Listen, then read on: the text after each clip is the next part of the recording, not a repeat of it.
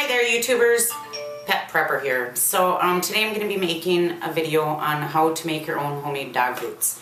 And I recently did a video on how to fit dog boots the right way. So if you're interested in going out and purchasing some dog boots or making your own at home, please refer to that video because the better the fit, the less chance you're going to have losing boots and the more comfortable they're going to be for your dog. So I'm going to show you how to do it. And then I'm going to come back and do a bunch of rambling on things like why on earth would you want to put boots on your dog in the first place, and how to care for them, and different tips and tricks on the fabric and where to get cheap Velcro and all that jive. So if you're interested in making dog boots, stay tuned. If you're not, thanks for watching so far. Okay, so the items that you're going to need, a sewing machine, Velcro, fleece, imitation suede, leather, or Luna 7 said she uses the iron-on knee patches that you can get for, you know, jeans or elbows for your jackets or whatever. I make so many of these it just wouldn't be cost effective for me to use that, but she said that they keep the boots a little bit more waterproof, and the glue that's on the back of it sticks to the fleece. So great idea. So if you're making just one set, definitely try that. Okay, the imitation suede and the fleece you can find in the remnants bins at the fabric stores, and it's a lot cheaper. So even if you're making these in bulk and selling them, you can get it a lot cheaper that way. Now, what you'll want to know about the fleece is it stretches in one direction a lot better than it stretches in the other direction. So when cutting the fabric for the boots, you're going to want, okay, I don't know how to explain this the right way, but see how this is cut into a rectangle? You're going to want it to stretch the width, not the length.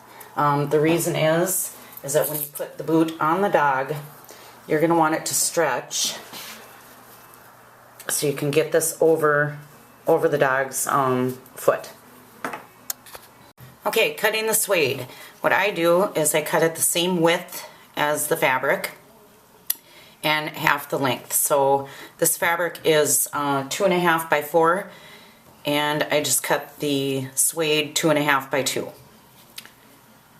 So, and the Velcro, what I'm going to do, show you how to cut that, is all I do is lay the Velcro across the fabric, the width, put my thumbnail there so I can fold it over and double it up,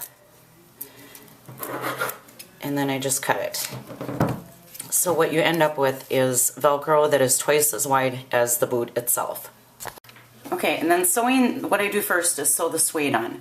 And I just lay the suede on the boot just as I want it sewed, and I just sew the center of it because the rest of it will get sewn together when you put the boot all together at the end. So just use a small stitch because I only go over this once.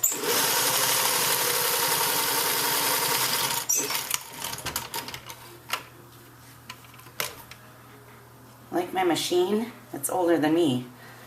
I'm not going to tell you what year it is because that'll tell everybody how old I am, but it's old. And then for the Velcro, whoops, sorry about the noise, and my chair.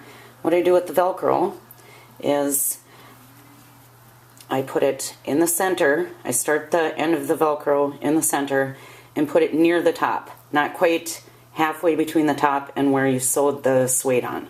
So a little bit closer to the top. And the narrow Velcro, because you can buy it in all different widths, but the narrow Velcro, I just sew one set of stitches, you know, back and forth down the center of it. The wider Velcro, I sew a rectangle so it's nice and secure.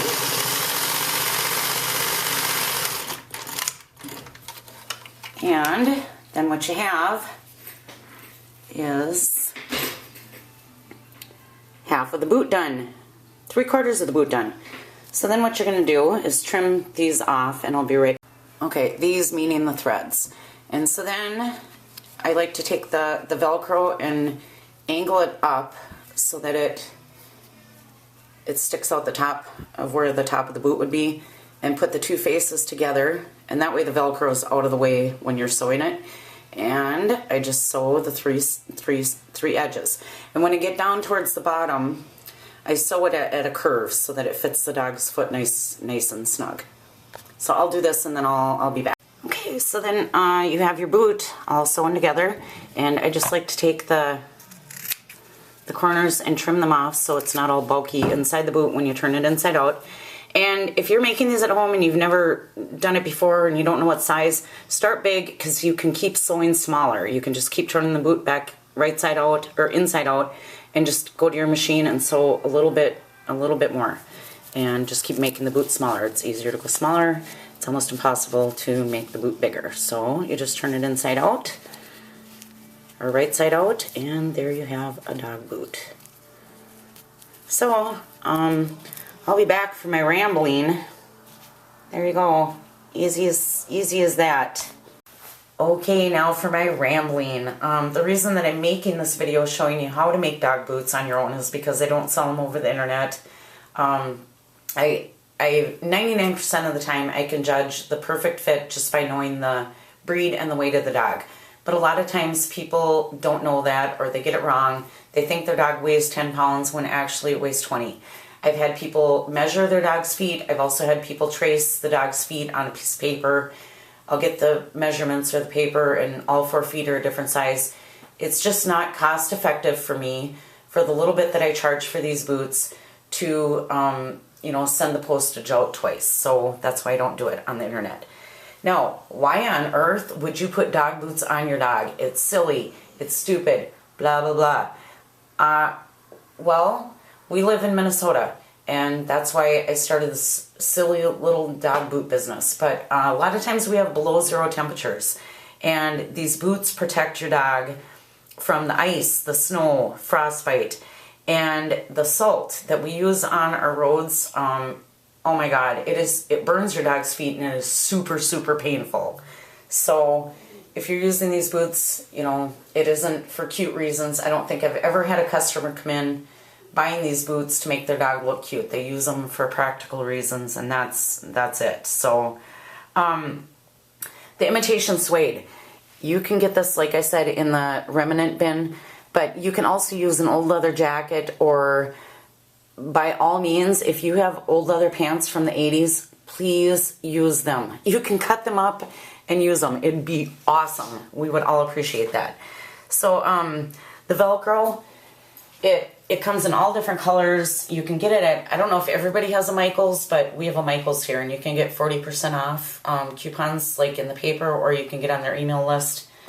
But it comes in 3 different widths that I know of. It might come in wider width than this, but this is 3/4, this is 1/2 inch, and this is 1/4 inch. So the smaller the dog, of course, the smaller width of Velcro you want to use. So